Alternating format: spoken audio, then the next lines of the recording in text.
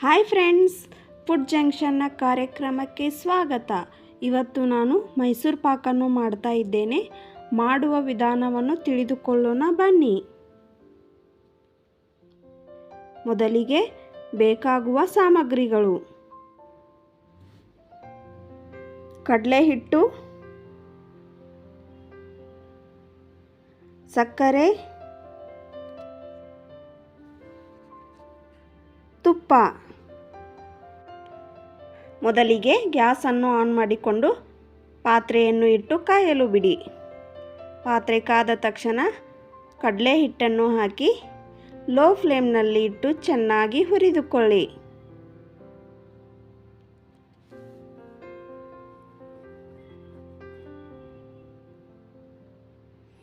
ಕಡಲೆ ಹಿಟ್ಟಿನ ಫ್ಲೇವರ್ ಬರುವವರೆಗೂ ಚೆನ್ನಾಗಿ ಹುರಿದುಕೊಳ್ಳಿ.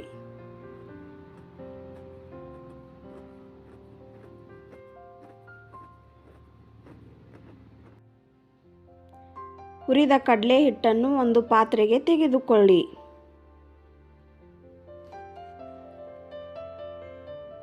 ನಂತರ ಸಕ್ಕರೆಯನ್ನು ಹಾಕಿ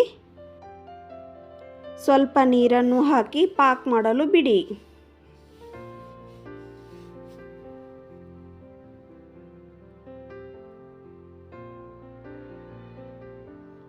ಈಗ ಹುರಿದ ಕಡಲೆ ಹಿಟ್ಟಿಗೆ ತುಪ್ಪವನ್ನು ಸೇರಿಸಿಕೊಂಡು ಚೆನ್ನಾಗಿ ಮಿಕ್ಸ್ ಮಾಡಿಕೊಳ್ಳಿ.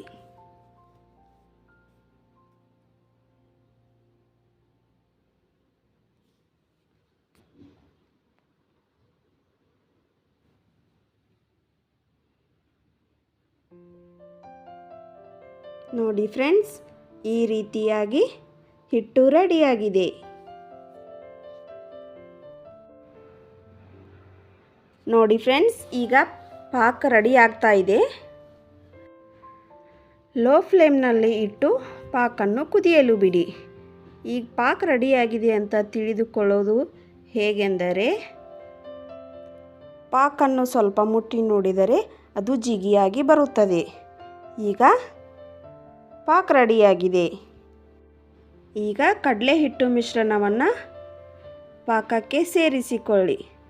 ಸ್ವಲ್ಪ ಸ್ವಲ್ಪಗೆ ಸೇರಿಸಿ ಚೆನ್ನಾಗಿ ಮಿಕ್ಸ್ ಮಾಡಿಕೊಳ್ಳಿ. ಲೋ ಫ್ಲೇಮ್ನಲ್ಲಿ ಇಟ್ಟು ಈ ರೀತಿಯಾಗಿ ಸ್ವಲ್ಪ ಸ್ವಲ್ಪನೇ ಸೇರಿಸಿಕೊಳ್ಳಿ.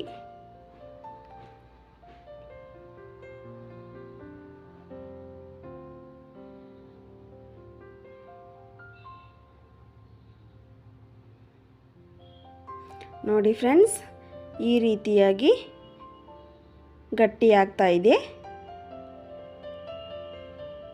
ಕೊನೆಗೆ ಸ್ವಲ್ಪ ತುಪ್ಪವನ್ನು ಹಾಕಿ ಚೆನ್ನಾಗಿ ಮಿಕ್ಸ್ ಮಾಡಿಕೊಳ್ಳಿ.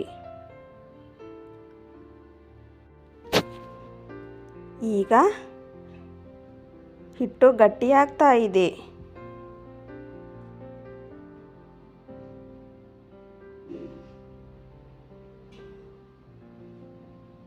ನೋಡಿ ಫ್ರೆಂಡ್ಸ್, ಈ ರೀತಿಯಾಗಿ ರೆಡಿ ಆಗ್ತಾ ಇದೆ.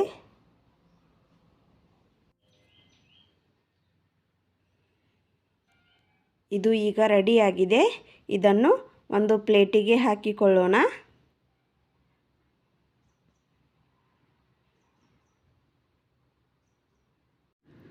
ಇದನ್ನು 1 ತಾಸು ಆರಲು ಬಿಡಿ. ನಂತರ ಈ ರೀತಿಯಾಗಿ ರೆಡಿಯಾಗಿದೆ. ಇದನ್ನು ಚಾಕುವಿನ ಸಹಾಯದಿಂದ ಚೆನ್ನಾಗಿ ಕಟ್ ಮಾಡಿಕೊಳ್ಳಿ. ನೋಡಿ ಫ್ರೆಂಡ್ಸ್, ಈ ರೀತಿಯಾಗಿ ಮೈಸೂರು ಪಾಕ್ ರೆಡಿಯಾಗಿದೆ. ವಿಡಿಯೋ ಇಷ್ಟವಾದರೆ ಲೈಕ್ ಮಾಡಿ, ಸಬ್ಸ್ಕ್ರೈಬ್ ಮಾಡಿ. ಎಲ್ಲರಿಗೂ ನಮಸ್ಕಾರ.